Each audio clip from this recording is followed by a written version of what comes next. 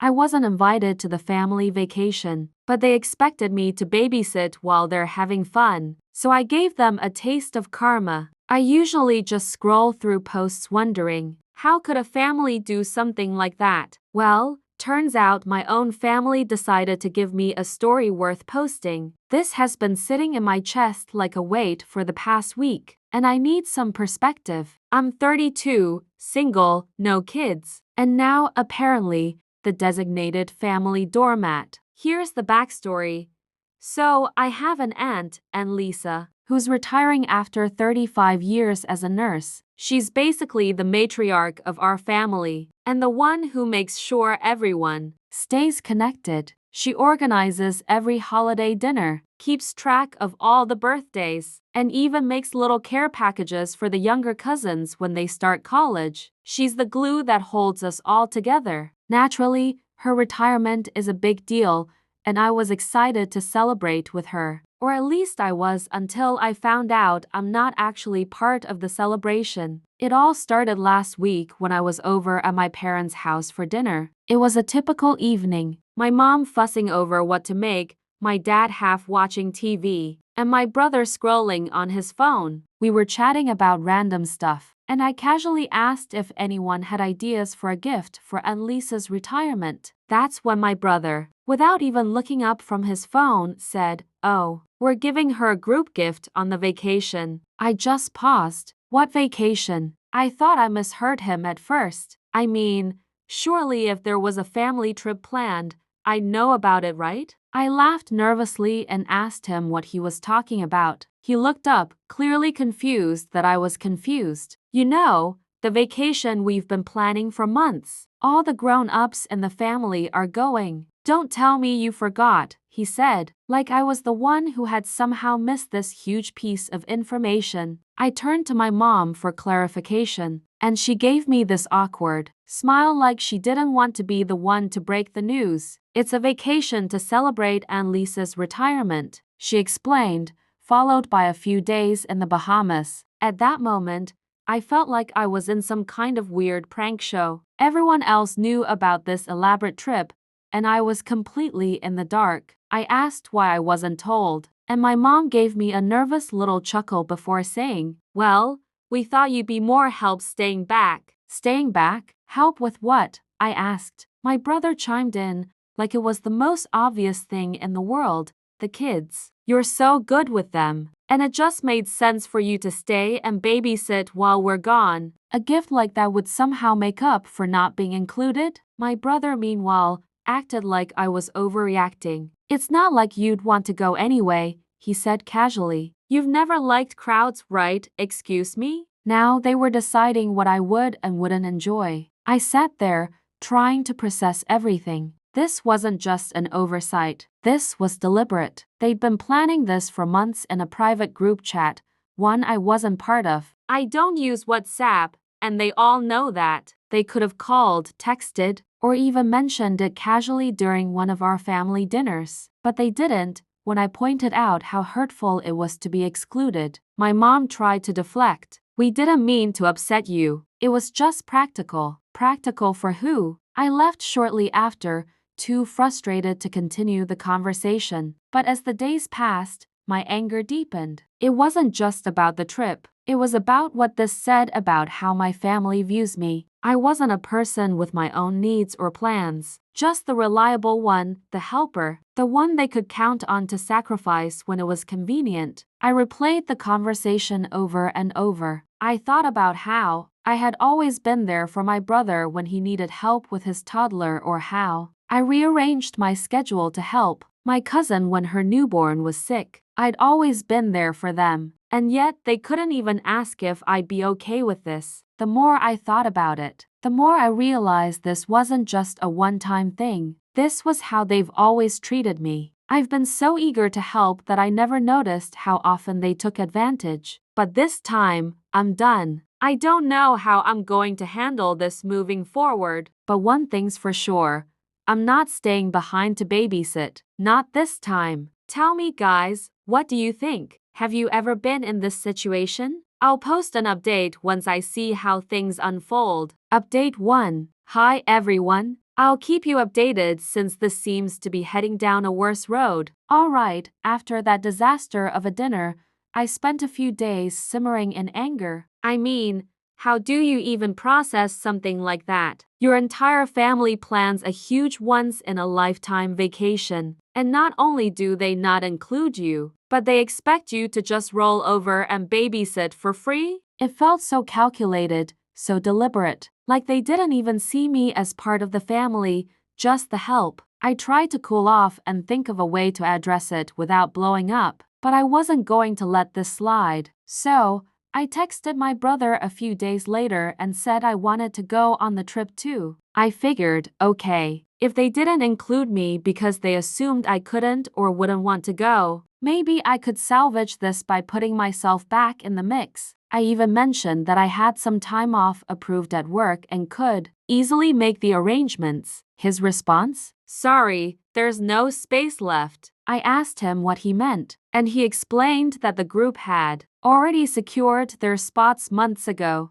and that the trip was now sold out. He said something about how it was hard enough coordinating everything for the people who RVPed, and that they couldn't exactly change plans now. I told him I didn't care if I wasn't on the group reservation. I'd book my own ticket. I could find my own accommodations. Heck, I'd even fly separately to join them at the destination if I had to. I was trying to make it work, even though I was still hurt about being excluded in the first place. Then he hit me with, well, if you do decide to come, you'd need to figure out childcare first. We've already planned on you staying behind with the kids. There it was again, the assumption. I calmly reminded him that nobody had asked me to babysit in the first place. I told him it wasn't fair to exclude me and then dump childcare on me like that was my only role in the family. I told him I wanted to celebrate Aunt Lisa too, and it wasn't right to leave me out of such a big milestone. His response? A half-hearted apology that didn't even sound sincere. He said it was just an oversight. They didn't mean to hurt me. Then, he added, but it's not like we can change anything now. Everything's already set. At that point, I was done playing nice. I told him flat out that I wasn't babysitting, and if they couldn't find someone else, it wasn't my problem. He started getting defensive, saying things like, we all have kids, and you're the only one who doesn't, as if that somehow justified their behavior. I told him that wasn't my fault or my responsibility. I said, you had months to tell me about this trip, and instead of including me, you decided to use me. That's not fair, and I'm not going along with it. After that, he stopped responding. I thought maybe he'd realized how messed up this all was. But no, he just passed the baton to my dad. The next day, Dad called me, and I could already hear the guilt trip in his voice before he said anything. He started with the classic, I just don't want there to be bad blood in the family. I told him it wasn't about bad blood. It was about respect. I said it wasn't right to exclude me from something so important and then expect me to pick up the slack so everyone else could have fun. He just said, families help each other. I just about lost it. Exactly. Families help each other. But where was the help for me? Where was the consideration for my feelings? You didn't even think to ask me what I wanted. You just assumed I'd be okay with being left out and used. He tried to soften the blow by saying, we didn't mean to make you feel left out. We just thought you'd be more comfortable staying back. Comfortable? Babysitting 5 kids under 5, including triplets, while everyone else is enjoying the Bahamas? Sure, sounds so comfortable. I told him I wasn't doing it, and that was final. He sounded disappointed, like I'd let him down somehow. He even tried to play the we're all counting on you card, but I wasn't budging. After I hung up, I felt a mix of emotions.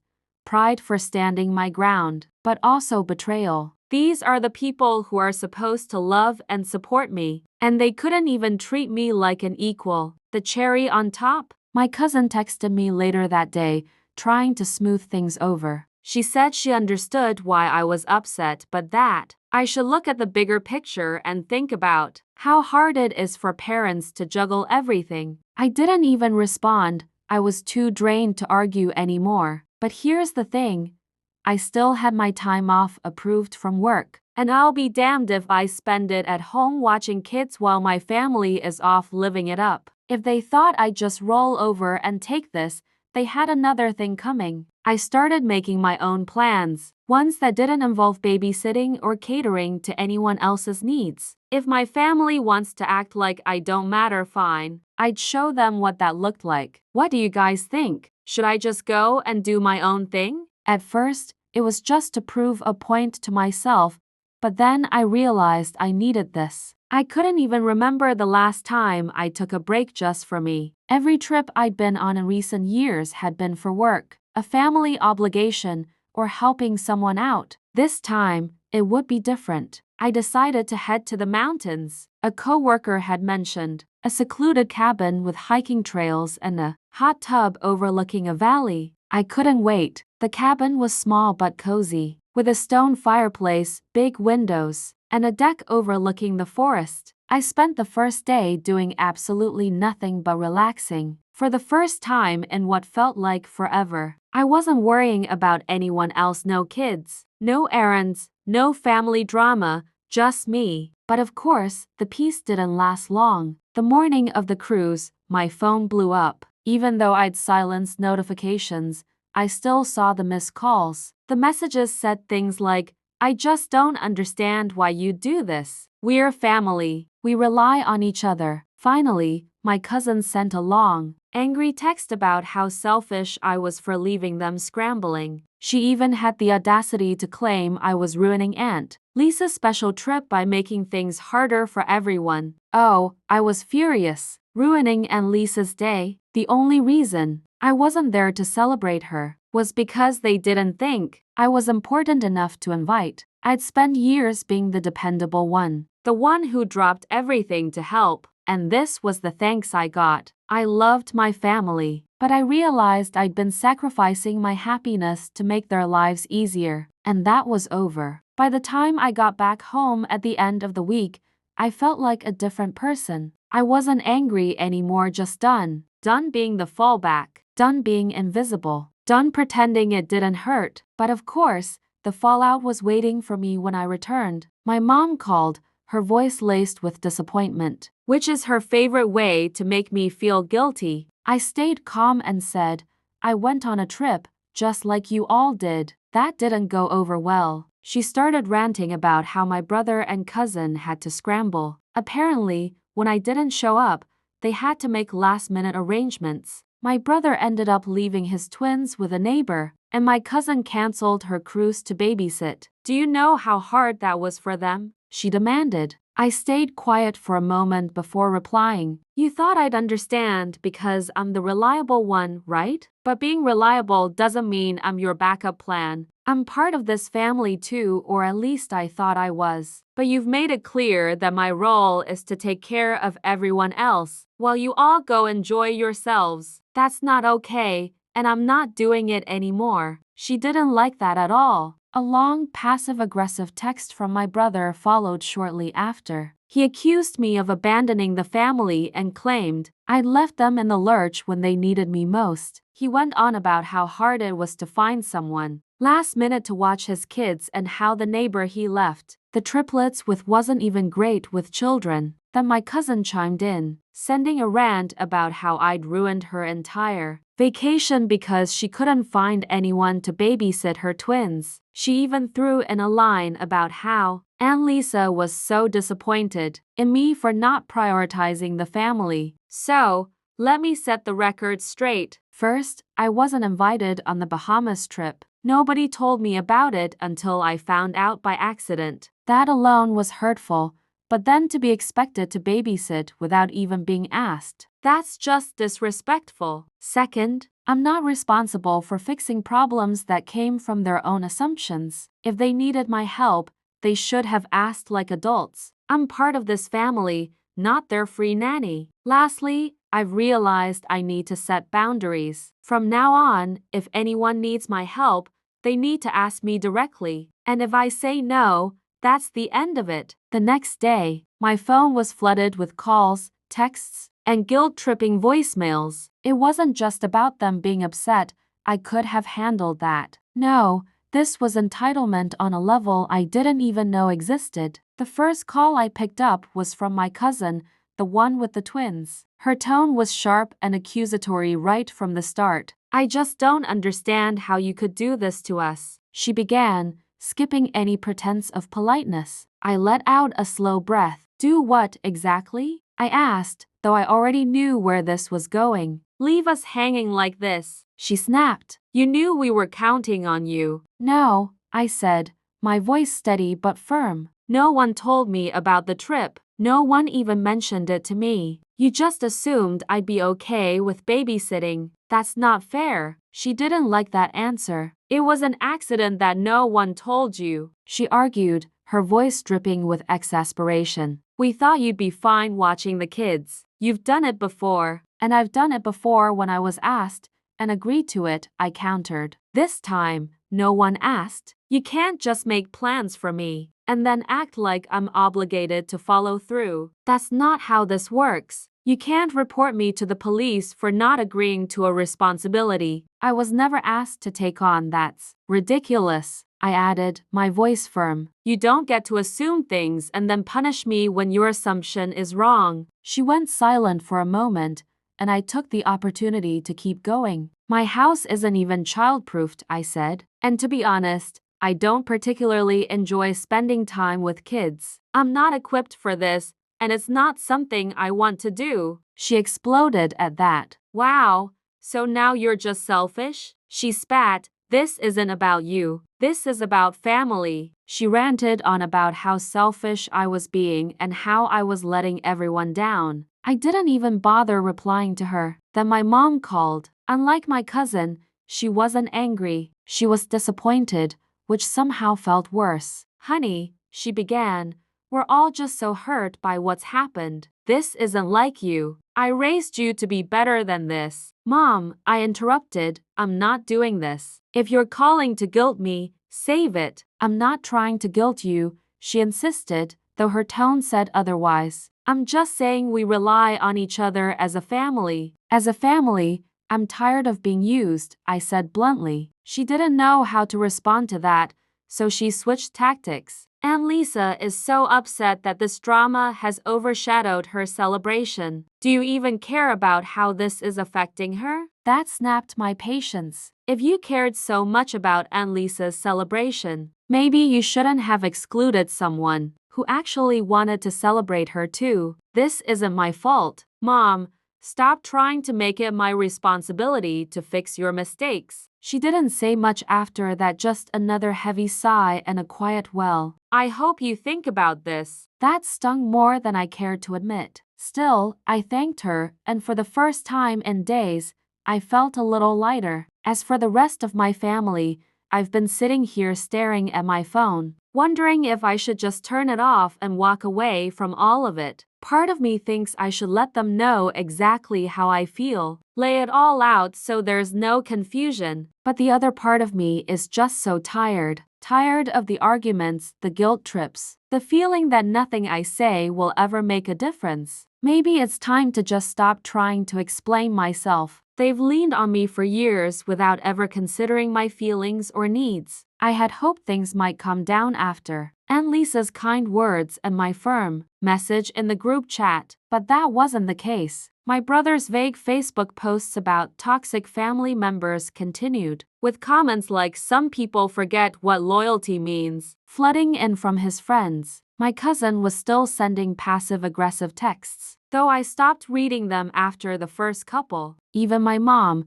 who had shown a flicker of understanding, started slipping back into old patterns. I realized then that I couldn't keep pouring myself into people who only saw me as a convenience. It was time to set boundaries, real ones. So, I decided to call my mom. She was the hardest to confront because, despite everything, I still loved her. But love wasn't enough to justify the way she treated me. When I called her, she answered on the first ring. "Honey," she said, her voice dripping with relief, "I'm so glad you called. Let's put all this behind us, okay? I don't want to fight anymore." "I don't either," I replied, keeping my voice calm. "But that doesn't mean I'll keep tolerating being treated this way." I have to do what it takes to protect my peace. You can't mean that, she said, sounding desperate now. Families fight, that's what we do, but we work through it. You don't just cut people off. I've been working through it for years, I said,